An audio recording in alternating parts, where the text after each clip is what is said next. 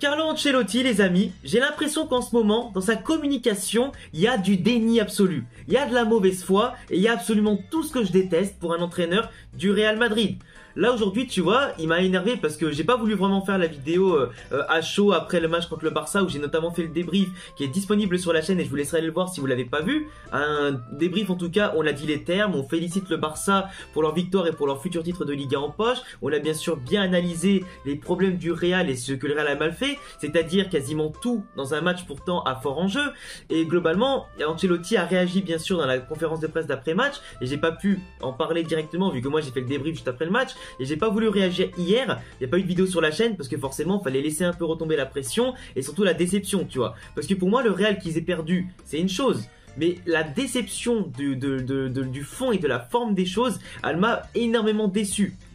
Et Ancelotti qui te sort dans la conférence de presse que oui le Real méritait de gagner le match, que non on méritait pas de perdre, que non le score est injuste, que le Real et les joueurs en tout cas ont bien joué, que la tactique soi-disant elle a bien fonctionné, que son plan de jeu avec ses changements prévus à telle minute ont bien fonctionné, que ça lui a donné de l'espoir ce match-là de remporter en tout cas des choses en fin de saison. En tout cas ça l'a plus rassuré par exemple, comme il l'a dit lui-même, que le match de Supercoupe d'Espagne contre le Barça on s'était fait ridiculiser. Mais à un moment donné, tu peux pas être entraîneur du Real Madrid, voir ce qui se passe littéralement sur le terrain et être autant dans le déni. Je veux dire, tu peux encourager tes joueurs à dire « Ouais, c'est pas grave, c'est qu'une défaite, y a pas de problème à dire les choses comme ça. » Mais au bout d'un moment, Carlo, faut dire les termes. Tes joueurs samedi ou dimanche, pardon, dimanche soir, ils ont été des grosses chouins. À un moment donné, les joueurs du Real, et je vous le dis en tant que supporter du Real depuis plus de 27 ans, ça a été des baltringues ce week-end. Encore une fois, 3 classicos de suite où tu perds, et encore une fois un classico où on n'a pas vu l'envie, la volonté, l'intensité d'un classico. T'avais l'impression que le Real, il jouait une petite équipe de Liga et qu'ils n'avaient pas besoin de forcer, ou du moins ils voulaient pas se forcer, comme s'ils étaient déjà résignés d'avance, en se disant bah tant pis on se préserve pour d'autres matchs. Mais ça se joue pas comme ça les gars. À un moment donné le classico, c'est 2 belles équipes qui s'affrontent. Si toi tu t'en la joues, mais t'inquiète que le Barça ils vont pas se faire prier pour te bifler, tu vois ce que je veux dire ou pas? Même pas te gifler, te bifler mon gars. Et ce qui se passe, c'est qu'à chaque fois que le Real est mauvais, le Barça en profite, soit pour nous mettre une raclée, soit pour nous mettre le petit but à la fin comme d'habitude, qui leur fait gagner le match, que ce soit à domicile ou à l'extérieur. Nous quand on est bon, on est trop gentil avec le Barça, on est trop tendre pour l'instant. Même si au bilan global des victoires en Classico, t'as 101 victoires pour le Real et 100 pour le Barça, ce qui est encore un avantage pour nous de un match, là les 3 défaites de suite elles font mal. Supercoupe, Copa, Liga, ça y est, il manque plus que la Ligue des Champions pour qu'on se fasse casser le cul par eux, et ça y est, on a le poker, on a en tout cas la panoplie complète. Et moi ce qui m'énerve, c'est qu'Ancelotti, c'est pas un entraîneur un peu à la Mourinho, alors on demande pas forcément d'aller, tu vois, encore plus fort qu'un Mourinho, mais quand même, les joueurs faut les secouer. Si tu leur dis qu'ils sont bons alors qu'ils sont éclatés au sol, les mecs ils se remettent pas en question. Parce que les footballeurs professionnels, alors oui t'en as certains sur le terrain comme les Valverde par exemple, qui ont la rage, qui ont la mort de perdre et qui détestent perdre, et encore plus contre le Barça. Mais t'en as certains dans l'effectif, que ce soit au Real Madrid ou dans n'importe quel club du monde, eux ils jouent, ils prennent leur chèque et ils s'en battent les couilles. Pour eux, gagner ou perdre, pour certains c'est la même chose. Et ça on peut pas l'enlever parce que l'esprit de compétition il est pas chez tout le monde. Ça c'est une vérité. Vous pouvez pas dire le contraire. Que tu sois pro ou que tu sois en district, il n'y a pas tout le monde qui a cet esprit de compétition. T'en as qui jouent juste pour le plaisir, t'en as certains qui ont eu la chance d'être professionnels et d'atteindre un bon niveau, de jouer pour des grands clubs et tout ça, mais qui n'ont pas cet esprit de gagner absolument, tu vois. Et globalement, au Real, je vais pas dire qu'il y en a qui sont comme ça, mais j'ai l'impression qu'il y en a au Real Madrid aujourd'hui qui, pour eux, un classico, ça a un peu disparu, l'esprit du classico, tu vois. Et ça me manque d'avoir des mecs dans l'effectif comme un Sergio Ramos, comme un Cristiano Ronaldo, qui détestaient vraiment perdre contre le Barça, qui donnaient tout et qui s'amusaient à les battre, justement. Cet esprit de grinta, actuellement, je l'ai plus. Je l'ai plus côté Real. T'as le Barça qui est en train de reprendre un petit peu l'ascendant, de sportivement se redresser, de faire des belles recrues, de retrouver une belle équipe, avec un Xavi qui remet un petit peu en ordre l'esprit catalan, du moins l'esprit tiki-taka Barcelone, et qui essaie un petit peu de révolutionner un petit peu leur football pour que ça aille dans le mieux, même si en Europe ça fonctionne pas depuis 2 ans. Mais globalement, ils vont dans la bonne direction, le Barça. Là où le Real, oui, on a eu la Champions League l'an dernier, mais en Espagne, cette année, on se liquéfie. comment tu peux être aussi fort en Europe et aussi mauvais en championnat espagnol? Du moins, comment tu peux perdre autant de matchs à domicile ou à l'extérieur comment tu peux lâcher autant de points? Et comment contre le rival historique, que tu prennes une raclée, que tu domines et qu'en plus tu perds encore, etc., tu trouves pas la solution? C'est pas normal. On dit souvent pour rigoler, l'Europe et le monde a peur du Real et le Real a peur du Barça. Mais tu vois, je dis tout le temps non. Mais finalement, c'est peut-être un déni de ma part de dire non. Parce que le Real n'arrive pas à tuer le Barça quand il le peut. On est trop gentil avec eux. On est trop gentil avec eux. Et Carlo Ancelotti, pour moi, son côté moralisateur, mais tu sais, dans le bon sens, toujours gentil, machin, à un moment donné, c'est pas bon. Que tu aies des joueurs sur le banc ou dans l'effectif à qui tu fais confiance aveuglément parce qu'ils ont tout gagné, etc., c'est une chose. Mais quand tu sais qu'au bout d'un moment, il y a le temps qui est passé, il y a l'âge qui est présent, faut leur faire comprendre que tu peux les sortir avant, que tu dois les sortir avant, et que certains joueurs ne doivent pas jouer tout de suite, qu'ils doivent aller sur le banc aussi. Et malheureusement, Ancelotti, il a du mal. Il a du mal à faire ça. Et globalement, on l'a vu. Contre le Barça, dès qu'il y a eu des changements, Ceballos, Asensio, etc., Rodrigo, dès qu'on a joué vers l'avant, le Barça était mort, ils étaient morts. T'avais au bout d'un moment, c'est simple le scénario, t'as 6 points de retard sur le Barça, t'as 6 points de retard, 9 points pardon. Tu sais que tu dois gagner pour aller à 6 points. Depuis quand tu dois te déplacer au Camp Nou avec 4 milieux de terrain sur le terrain? Là c'est le moment, dans tous les cas t'as rien à perdre. T'as rien à perdre. Tu perds de 9 points le championnat. Il y a 2 résultats sur 3 dans ce match-là qui t'arrangent pas. Un nul, tu restes à 9 points, tu perds, t'es à 12. Donc joue l'attaque. T'as promis en plus, la conférence de presse d'avant, de jouer l'attaque. Mais Rodrigo. Et tu sais que Kroos et Modric, ils ont joué quasiment 90 minutes chacun, quasiment 75-80 minutes, contre Liverpool. Avant. Et tu sais très bien l'âge qu'ils ont. Alors oui, ils sont indispensables dans les gros matchs. Mais tu sais très bien que la LDC, c'est la priorité. Donc qu'est-ce que tu fais?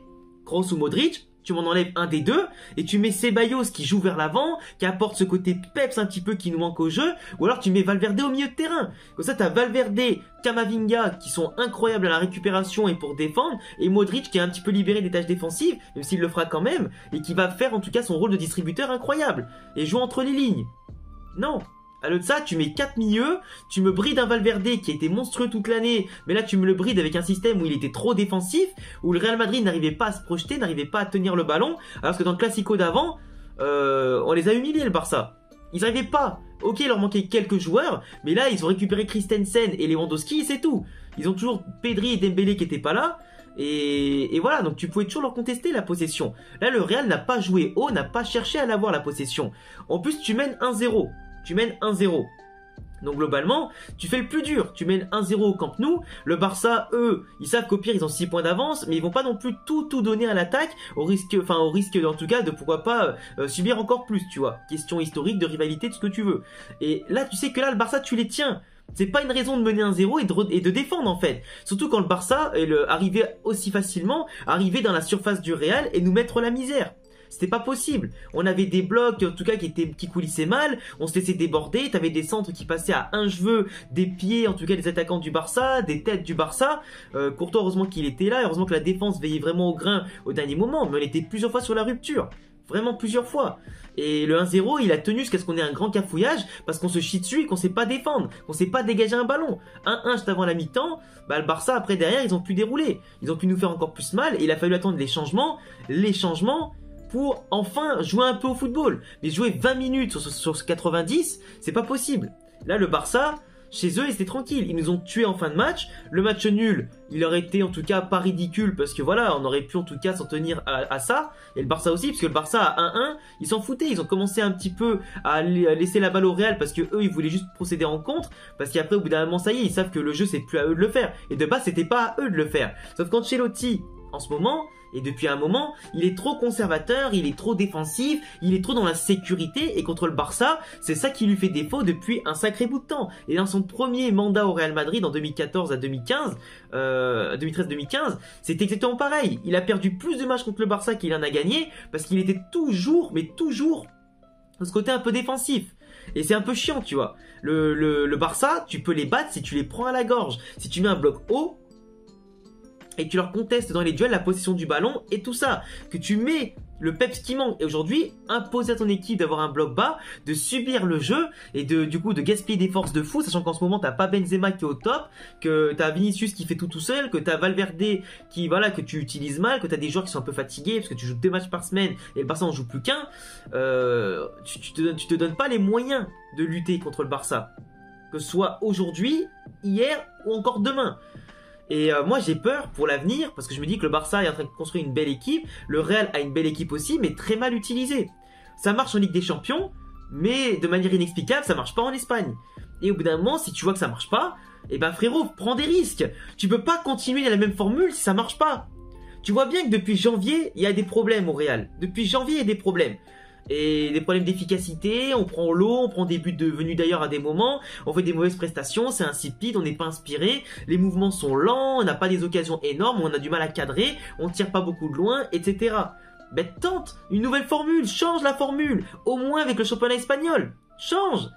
Et encore plus contre le Barça où tu sais très bien que ce que tu fais d'habitude ça marche pas. Et puis voilà, mais moi Ancelotti, je vous le dis, moi en tant qu'entraîneur, je le respecte énormément, c'est un des plus grands entraîneurs de l'histoire du football, c'est un des plus grands entraîneurs de l'histoire du Real Madrid, il a porté 2 Ligues des Champions en 4 ans actuellement, et peut-être une 3e en 4 ans, ça pourrait être énorme. Un championnat d'Espagne, ok, une Copa del Rey, ok, des Super Coupes d'Europe, Super Coupe d'Espagne, Mondial des clubs, tout ça, pas de problème. Il a su gérer l'effectif, faire progresser des jeunes, mais au bout d'un moment, sa formule ne marche pas. Et le problème d'Ancelotti, c'est qu'il ne sait pas se renouveler. C'est qu'il n'a pas une adaptabilité tactique qui est intéressante. Et quand une équipe adverse, ton rival historique, lui progresse et s'adapte avec le temps, et sait te mettre la misère, c'est le moment de réagir. T'as beau avoir 60 balais, Ancelotti, je sais pas quel âge t'as, mais évidemment, faut se remettre en question. Faut pas être borné comme ça. Les changements, fallait les faire avant 70e. Et quand j'entends dans la conférence de presse qui dit « Ouais, mais le but d'Asensio, il est pas hors-jeu, la VAR, elle a dit de la merde, etc. » Je suis pas sûr. Alors que si, il y a hors-jeu d'1 millimètre, d'un poil de cul, mais il y a hors-jeu, c'est comme ça, c'est la règle. Même si, bien sûr, pour moi, la règle du hors-jeu, ça devrait être les pieds et pas les épaules qui devraient être mises en place. Et je pense que quasiment tout le monde est d'accord sur cette règle. Parce qu'au foot, tu joues avec les pieds avant tout et pas avec les épaules pour marquer un but. Ça me semble logique, hein. Mais bon, bref, pas pour tout le monde apparemment, mais c'est comme ça, il y avait hors-jeu, terminé. Après oui, c'est pas Ancelotti qui joue, c'est les joueurs et c'est à eux d'être plus attentifs. Et quand on se jette après, de faire gaffe à la défense et de voilà, c'est un risque et péril, hein, de toute façon de jouer l'attaque à la fin et de laisser des espaces. Mais prendre des buts comme ça, comme on a pris Sergio Roberto et Kessié, c'est hors de question quand tu joues au Real Madrid. C'est hors de question. Et Ancelotti, c'est sa faute d'avoir fait les changements trop tard, de ne pas avoir réorganisé l'équipe, de ne pas avoir laissé sa chance à Alvaro Rodriguez, en tout cas à la place d'un Benzema qui depuis quelques semaines maintenant ne sert plus à grand chose sur le terrain et dans le jeu.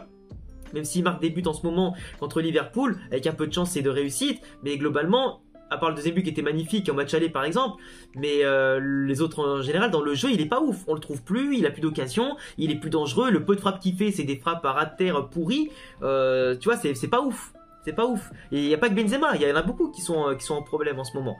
Mais Ancelotti, pour moi, il a plus ça, il a plus ce côté communicant, il a plus ce côté, en tout cas, il veut se mettre en danger. Le mec, il provoque pas un électrochoc chez les joueurs. Après, peut-être qu'en interne, il le fait, mais ça se voit pas sur le terrain. Ça fait 2 mois, 3 mois que l'année a commencé, et 3 mois qu'on voit les mêmes conneries. Tout le temps les mêmes conneries. Et les mêmes joueurs qui marchent, qui ont du mal, d'autres qui font comme ça, pente descendante, ascendante, et c'est pas possible. Pas possible, faut recadrer tout ça, faut se mobiliser un petit peu, parce que là il reste encore plusieurs mois, t'as la Liga, la Ligue des Champions, la Copa del Rey, enfin surtout la Copa del Rey avec le match retour à jouer, et cette fois-ci à gagner, parce que là si on fait un 4e classico de suite en perdant, mais je vous le dis, c'est une honte. Déjà 3 c'est trop, mais 4 c'est abusé.